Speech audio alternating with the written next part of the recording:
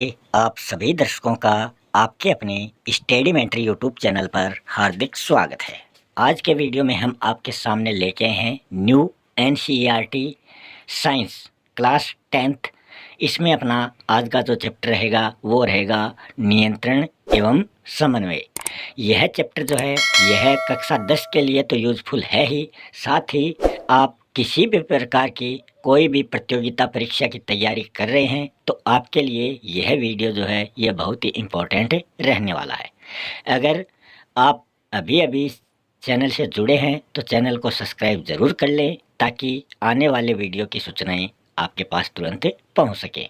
इससे पहले हमने साइंस के 5 चैप्टर कंप्लीट कर लिए हैं। ये अपना चैप्टर नंबर 6 है। तो शुरू कर रहे हैं आज का अपना ये चैप्टर नंबर 6 का पहला क्वेश्चन। पहला क्वेश्चन है, गंध का पता लगाने वाला ग्राही है। तो कौन है जो गंध का पता लगाता है? तो वो है घ्राण ग्राही, मतलब नाक के द्वारा हम गंध का पता लगाते हैं। जंतुओं में नियंत्रण एवं समन्वय करने वाला तंत्र कौन सा है? तो वो है तंत्रिका तंत्र। नेक्स्ट क्वेश्चन है, प्रतिवर्ती क्रियाएं नियंत्रित होती हैं तो ये किसके द्वारा नियंत्रित होती हैं? ये नियंत्रित होती हैं मेरुरज्जु के द्वारा। प्रतिवर्ती चाप कहाँ बनते हैं? तो ये प्रतिवर्ती जो चाप हैं ये मेरुरज्जु में बनते हैं। मानव शरीर का मुख्य समन्वय केंद्र जो है वो कौन सा है? तो वो मस्तिष्क माना जाता है। मस्तिष्क के किस भाग में सुनने, सूंघने, देखने व भूख के केंद्र पाए जाते हैं? तो वो होता है अपना अग्र मस्तिष्क। मस्तिष्क के 3 भाग यहाँ पर दिए गए हैं, अग्र मस्तिष्क, मध्य मस्तिष्क और पश्च मस्तिष्क। मेडुला ओब्लांगेटा मस्तिष्क के किस भाग में पाया जाता है? तो ये अपना जो पश्च मस्तिष्क है उसमें ये पाया जाता है। अनुमस्तिष्क किस भाग में पाया जाता है? तो ये पश्च मस्तिष्क में पाया जाने वाला भाग है। सीधी रेखा में चलना, साइकिल चलाना जैसी संतुलन क्रियाएं मस्तिष्क के किस भाग के द्वारा नियंत्रित होती हैं, कंट्रोल होती हैं? तो वो अनुमस्तिष्क के द्वारा ही कंट्रोल होती हैं। सोचने, तर्क शक्ति, याददाश्त के केंद्र होते हैं तो वो सभी होते हैं अग्र मस्तिष्क में। सारे ही क्वेश्चन आपके लिए इम्पोर्टेंट हैं। कई बार जो आपके कंपटीशन एग्ज़ाम हैं उसमें एनसीईआरटी से ही ज़्यादा क्वेश्चन पूछे जाते हैं। नेक्स्ट है, अंतःस्रावी ग्रंथियों द्वारा स्रावित रासायनिक पदार्थ कहलाता है। तो वो कहलाएगा हार्मोन। शरीर की प्रधान ग्रंथि है जिसको मास्टर ग्रंथि के नाम से भी जाना जाता है तो वो कहते हैं पीयूष ग्रंथि को।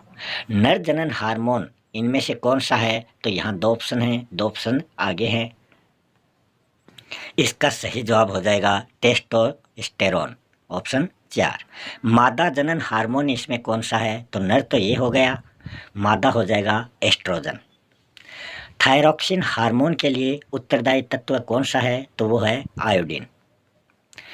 थायरॉक्सिन हार्मोन की कमी से कौन सा रोग होता है? तो ये गले से संबंधित ये रोग होता है जिसको घेंगा या गॉइटर रोग भी कहते हैं। इंसुलिन की कमी से कौन सा रोग होता है? तो इंसुलिन की कमी से मधुमेह जो रोग है वो इंसान को होता है। निम्नलिखित में से कौन सा पादप हार्मोन है? तो यहाँ 4 ऑप्शन दिए गए हैं, उनमें साइटोकाइनिन जो पादप है ये पादप हार्मोन होता है। मस्तिष्क जो होता है वो उत्तरदायी है सोचने के लिए, हृदय स्पंदन के लिए, शरीर का संतुलन बनाने के लिए। तो मस्तिष्क जो है वो इन सभी क्रियाओं के लिए उत्तरदायी होता है। तो ऑप्शन 4 इसका सही जवाब हो जाएगा। आगे रिक्त स्थान की पूर्ति वाले क्वेश्चन हैं, जंतुओं में नियंत्रण एवं समन्वय जो है ये तंत्रिका तथा पेशी उत्तक द्वारा किया जाता है। नेक्स्ट है, ग्राही प्रायः हमारी ज्ञानेंद्रियों में स्थित होते हैं। लिखना, बात करना, ताली बजाना ये सभी ऐच्छिक क्रियाओं के एग्जाम्पल हैं। परिधीय तंत्रिका तंत्र कपालीय तथा मेरु तंत्रिकाओं से मिलकर बनता है।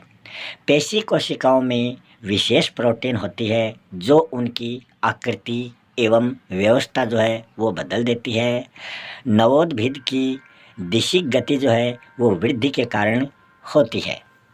पादपों में हार्मोन जो है वो विसरण विधि के द्वारा क्रिया क्षेत्र तक पहुँचते हैं। संदेश संचारित करने के लिए तंत्रिका तंत्र जो है ये विद्युत आवेग को प्रयुक्त करता है। संवेदी सूचनाएं तंत्रिका कोशिका या फिर न्यूरॉन के किस भाग द्वारा उपार्जित की जाती हैं? तो वो भाग है ध्रुमाशय, जिसको ध्रुमिका के नाम से भी जाना जाता है। तंत्रिका ऊतक किसके संगठित जाल का बना होता है? तो वो न्यूरॉन्स का बना होता है। न्यूरॉन्स को तंत्रिका कोशिका भी कहा जाता है।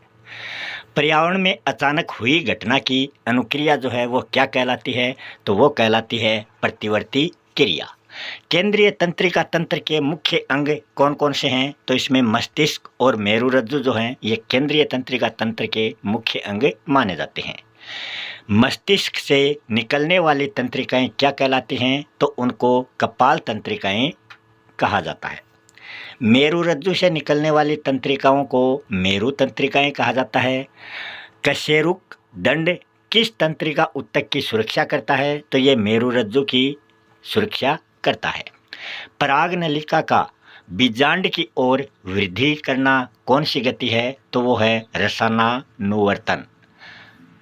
नेक्स्ट है पादपों की जड़ों की गति किस गति का उदाहरण है? तो वो है धनात्मक गुरुत्वानुवर्ती एवं ऋणात्मक प्रकाशानुवर्तन क्रिया का उदाहरण है। छुई मुई पादप की पत्तियों में कौन सी गति होती है? तो उसमें कंपानुकुंचन नामक गति पाई जाती है।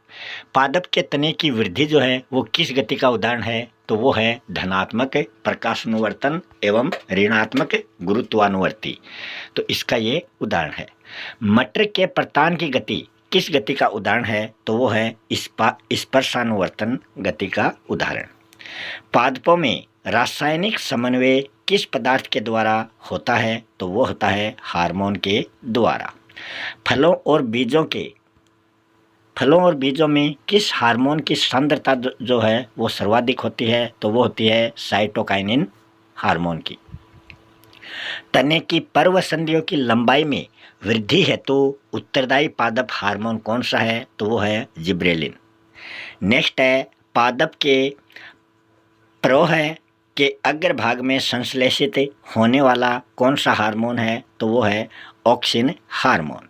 नेक्स्ट है पादप वृद्धि संदमक हार्मोन का नाम बताइए। तो वो हार्मोन जो है वो है एब्सिसिक अम्ल। नेक्स्ट है कोशिका विभाजन को प्रेरित करने वाला हार्मोन कौन सा है? तो वो है साइटोकाइनिन। पत्तियों का मुरझाना एवं झड़ना जो है वो किस हार्मोन के प्रभाव को दर्शाते हैं? तो वो दर्शाते हैं एब्सिसिक अम्ल के प्रभाव को। नेक्स्ट है एड्रिनल या अधिवृक्क जो ग्रंथि है उसके द्वारा स्रावित हार्मोन जो है उसको एड्रिनलिन हार्मोन के नाम से जाना जाता है। संकटकालीन हार्मोन के नाम से किसे जाना जाता है? तो वो है एड्रिनलिन जो हार्मोन है उसको संकटकालीन हार्मोन भी कहा जाता है। मोचक हार्मोन किस ग्रंथि द्वारा स्रावित होते हैं? तो ये हाइपोथैलेमस जो ग्रंथि है उसके द्वारा मोचक जो हार्मोन है वो स्रावित होते हैं। पीयूष ग्रंथि को हार्मोन स्रावण के लिए प्रेरित करने वाला जो हार्मोन है वो कौन सा है? तो वो है मोचक हार्मोन। इंसुलिन हार्मोन किस ग्रंथि द्वारा स्रावित होता है? तो ये अग्नाशय के द्वारा स्रावित होता है। रुधिर में शर्करा स्तर का नियमन कौन सा हार्मोन करता है? तो वो इंसुलिन हार्मोन करता है। शरीर की सबसे बड़ी अंतःस्रावी ग्रंथि कौन सी है? तो वो है थायराइड। मिश्रित ग्रंथि कौन सी है? अग्नाशय को मिश्रित ग्रंथि के रूप में जाना जाता है। स्रावित हार्मोन का समय और मात्रा का नियंत्रण किस विधि से होता है? तो वो पुनर्भरण जो विधि है उसके द्वारा इसका नियंत्रण होता है। प्रतिवर्ती क्रिया का उदाहरण लिखना है तो आग की लौ से हाथ पीछे खींचना प्रतिवर्ती क्रिया का सर्वोत्तम उदाहरण है। नेक्स्ट है पादपों में रासायनिक समन्वय जो है वो किस प्रकार होता है? तो इसका जवाब हो जाएगा पादपों में रासायनिक समन्वय जो है ये हार्मोन के द्वारा होता है। ऑक्सिन हार्मोन पादप शीर्ष में वृद्धि करता है और जिब्रेलिन हार्मोन तने की लंबाई में वृद्धि करता है एवं जो साइटोकाइनिन जो है कोशिका विभाजित को प्रेरित करता है। तो ये अलग अलग हार्मोन क्या क्या काम करते हैं वो इसमें बताया गया है। नेक्स्ट है प्रतिवर्ती क्रिया किसे कहते हैं।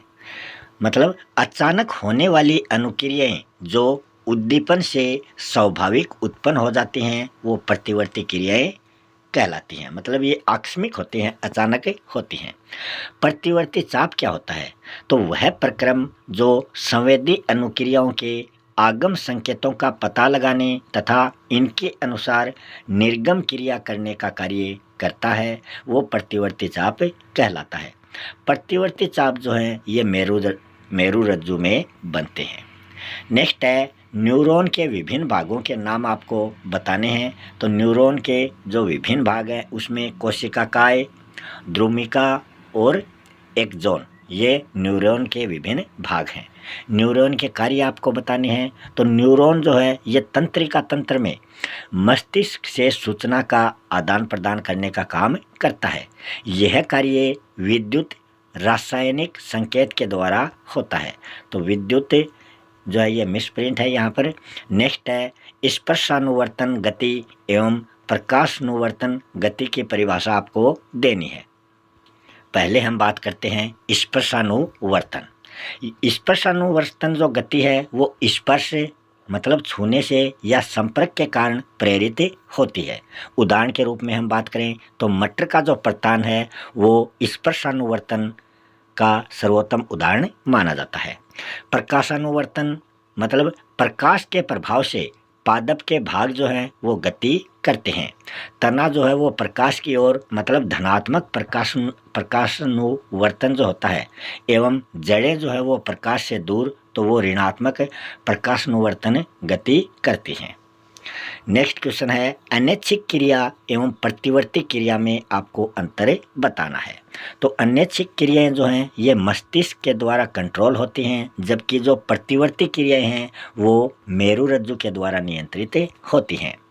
अनैच्छिक क्रियाओं में थोड़ा समय लगता है, जबकि प्रतिवर्ती क्रियाएं जो हैं वो अचानक ही सहज होती हैं, अचानक या सहज रूप से प्रकट हो जाती हैं। अनैच्छिक क्रियाओं के उदाहरण हैं हृदय का धड़कना, श्वसन, पाचन। प्रतिवर्ती क्रियाओं के उदाहरण हैं छींकना, मुंह में लार आना। नेक्स्ट क्वेश्चन है पीयूष ग्रंथि द्वारा स्रावित हार्मोन का नाम एवं उसके कार्य एवं कमी से होने वाला रोग आपको बताना है। तो पीयूष ग्रंथि द्वारा स्रावित हार्मोन जो है वो वृद्धि हार्मोन है और इसका जो कार्य है वो है शरीर के सभी अंगों में वृद्धि प्रेरित करना एवं इसकी कमी से जो रोग होता है वो है बौनापन। नेक्स्ट क्वेश्चन है थायराइड जो ग्रंथि है उसके हार्मोन का नाम आपको बताना है और उसका कार्य बताना है और उसकी कमी से होने वाले रोग का नाम बताना है। तो थायराइड ग्रंथि के हार्मोन का नाम है थायरोक्सिन हार्मोन और इसका जो कार्य है वो है शरीर में कार्बोहाइड्रेट, वसा एवं प्रोटीन के उपापचय का नियंत्रण करना और इसकी कमी से जो रोग होता है वो है घेंगा, जिसको गोइटर रोग के नाम से भी जानते हैं। कोई दो ग्रंथियों के नाम आपको बताने हैं और उनके द्वारा स्रावित हार्मोन के नाम भी आपको बताने हैं। पहली है वृषण ग्रंथि जिसके द्वारा टेस्टोस्टेरोन हार्मोन जो है वो स्रावित होता है। दूसरी है अंडाशय ग्रंथि जिसके द्वारा एस्ट्रोजन हार्मोन जो है वो स्रावित होता है। तो ये पुरुष और महिला की ये दोनों अलग अलग ये दोनों ग्रंथियां यहाँ दिखाई गई हैं। नेक्स्ट क्वेश्चन है संकटकालीन परिस्थितियों में एड्रेनलिन हार्मोन जो है ये किस प्रकार कार्य करता है। अधिवृक्क ग्रंथि से स्रावित यह हार्मोन हृदय सहित लक्ष्य अंगों पर विशिष्ट कार्य करता है। परिणाम स्वरूप हृदय की धड़कन जो है वो बढ़ जाती है ताकि पेशियों तक ऑक्सीजन की आपूर्ति हो सके। पाचन तंत्र एवं त्वचा में रुधिर की आपूर्ति जो है वो कम हो जाती है। कंकाली पेशियों, डायफ्राम एवं पसलियों के संकुचन से श्वसन दर जो है वो निरंतर बढ़ जाती है। ये सभी अनुक्रिया जो है जंतु को विषम परिस्थितियों से निपटने के लिए तैयार करती हैं। नेक्स्ट क्वेश्चन है, हमारे शरीर में ग्राही का क्या कार्य है? यदि ग्राही उचित कार्य नहीं करे तो क्या समस्याएं पैदा हो सकती हैं?